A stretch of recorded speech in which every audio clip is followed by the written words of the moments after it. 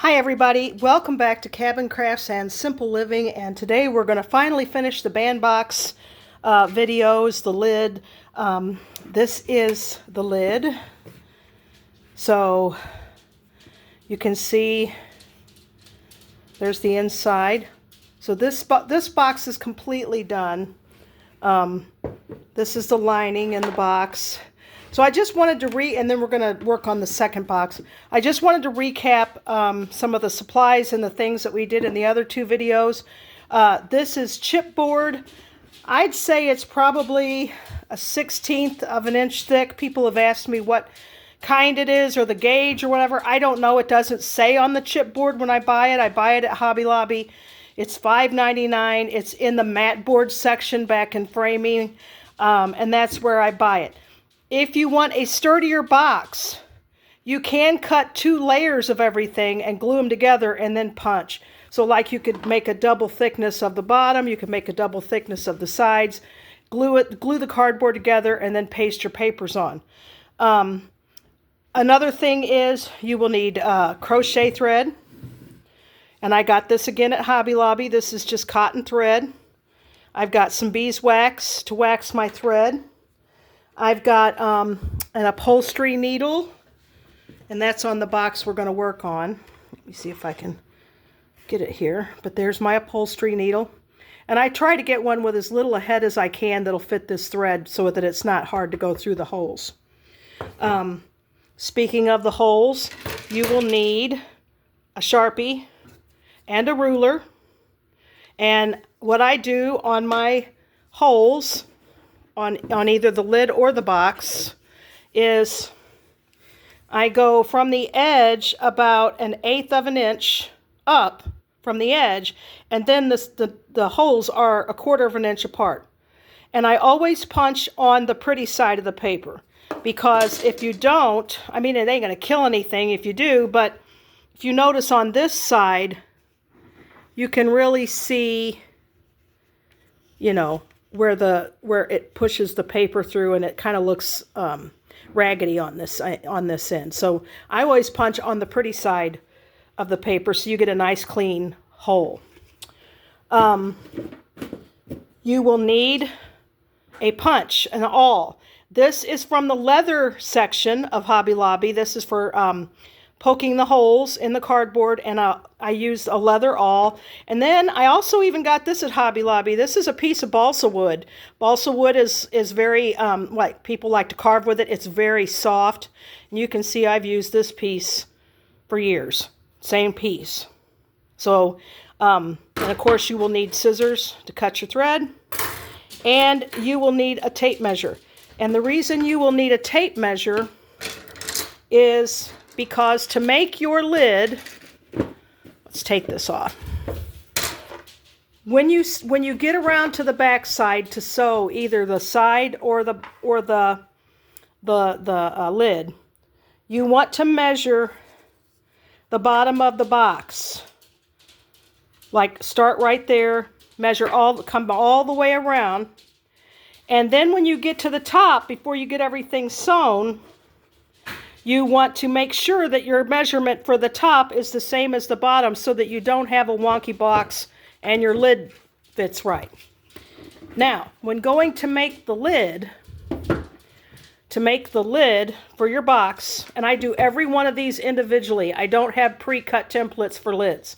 I do have pre-cut templates for the bottom and the sides, but the lid is the last thing. So what I do is I set this down on top of my chipboard, and I draw all around the outer edge. All around the outer edge on the chipboard. I trace around the bottom of the box all the way around to get my top, to get my lid. And then for my sides, I think this is about 1.5 inches. That's usually the depth that I make my lids. If it's a great big box, it'll be deeper, obviously, but most of my box lids are 1.5 inches. And so you're going to take your tape measure and measure all the way around the outside of your lid, and then you add a little bit to overlap. So the part we're at now on the lid, I have already pre-punched everything. I've already sewed all the way up. So I want to show you this. I have sewed all the way up to the very last notch. Now, we need to attach this part to the box. So we're going to be going in some of the same holes that we've done before. And it kind of can be a little bit fiddly, but one more thing I wanted to show you. Let me see if I can find one. All right. This little stitch here. Sometimes as you're going around, you'll notice, especially on a round box lid, your stitches will start getting longer and longer and longer and farther apart. And sometimes when you see that starting to happen, on the next one over, you go back into the same hole and then it brings everything back into alignment again. And I had to do that on the bottom of the box too. You can probably see it better from the outside. Maybe. No, it doesn't show from the outside. I know I had to do it in a couple of places. There's one. It's not real noticeable, but there it is. And you only have to do it maybe once or twice on the whole box. This box is finished, and so is this box lid here. So I want to show you the part we're going to do today is you can see these double stitches that we're going to go back and put the rest of that flap down where it wraps around. So that's what we're going to do now. And I'm going to show you when you might need the curved needle. You might not, but you might.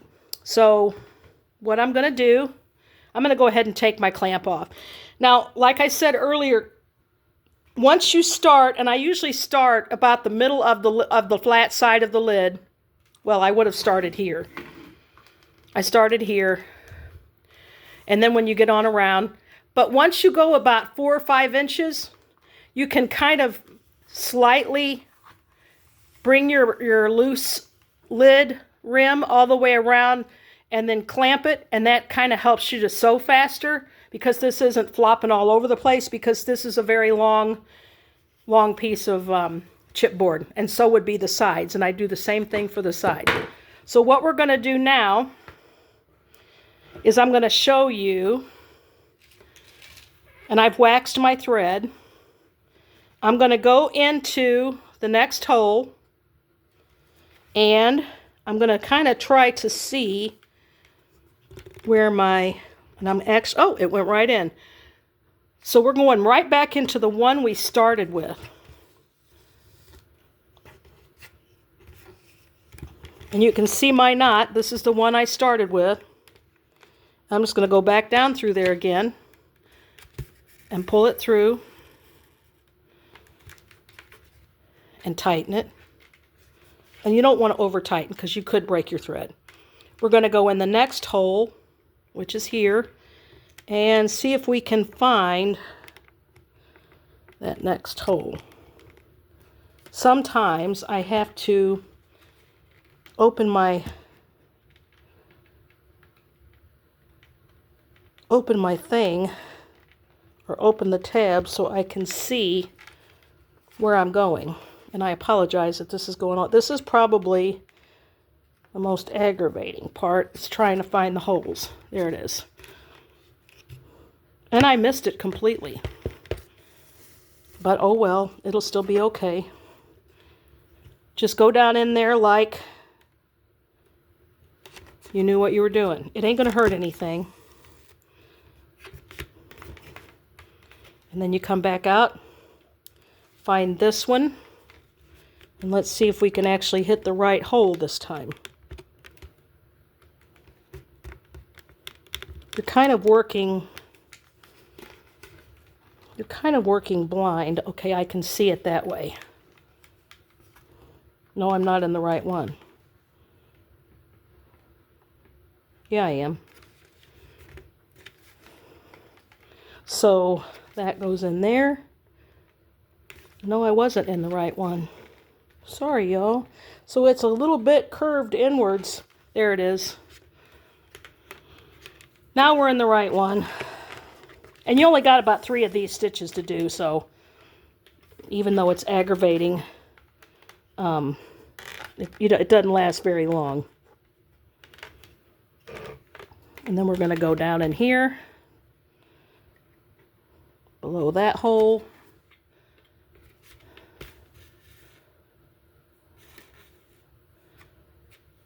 Pull it taut. And I've only got one more hole to do. And let's see. Ah, there we go. That was the last one. Okay, now is when we make the little cross piece, like right there. And I just actually eyeball it. So I'm going to go on either side. I'm going to make a hole here. And I'm going to make a hole up here. And then I'm going to make a hole over from this one about right here. And you're going through two pieces of board here, so don't stick yourself on the other side. And then parallel with this one or across from this one.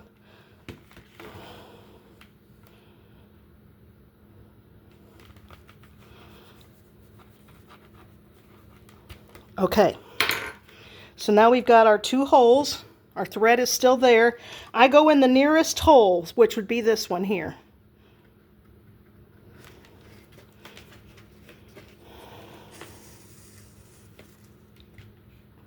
And then I go up, across, like I'm going to make an X.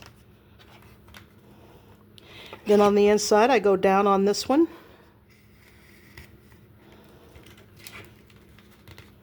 And then I go up to that one.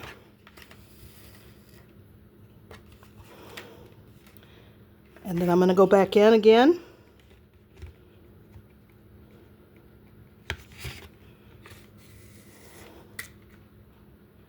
Do it again.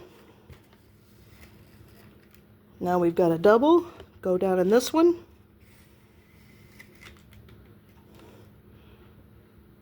Go up in this one. And I got a little knot in my thread there on my tail. Just got my tail's in a knot. I guess that's where that came from. Okay, and now I'm just going to go across the top a few times, just for extra security.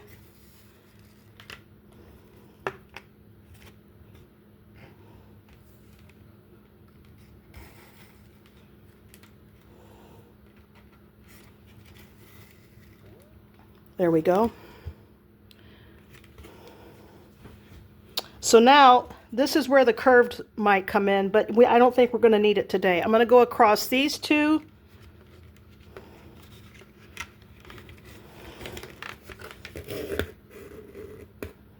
And then pull it back through and make a knot.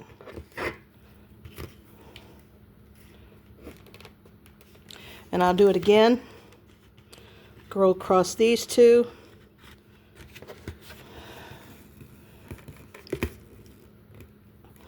Pull it back through, make a knot,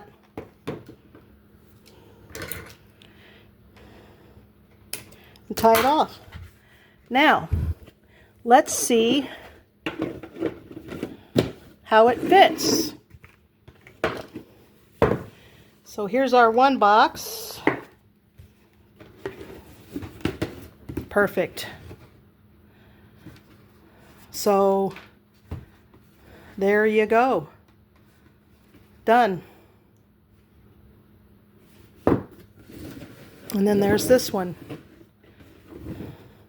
And I love these together. The colors together, you can see they actually complement one another. They're the same colors, but a completely different marbleized design.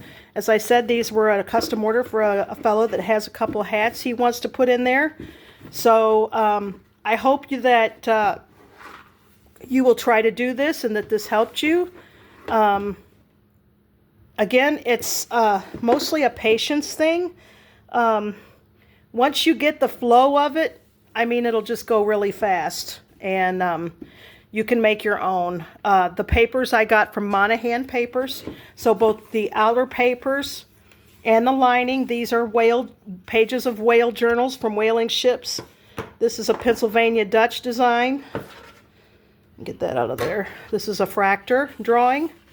And then the bottom is the Declaration of Independence. All of these papers came from MonahanPapers.com. That's MONAHAN papers.com. And she's got all these different historical papers, stationery, all sorts of beautiful things. So thank you for watching. I hope you make a box, and send me pictures if you do. I'd love to see them. Thanks for watching. Bye.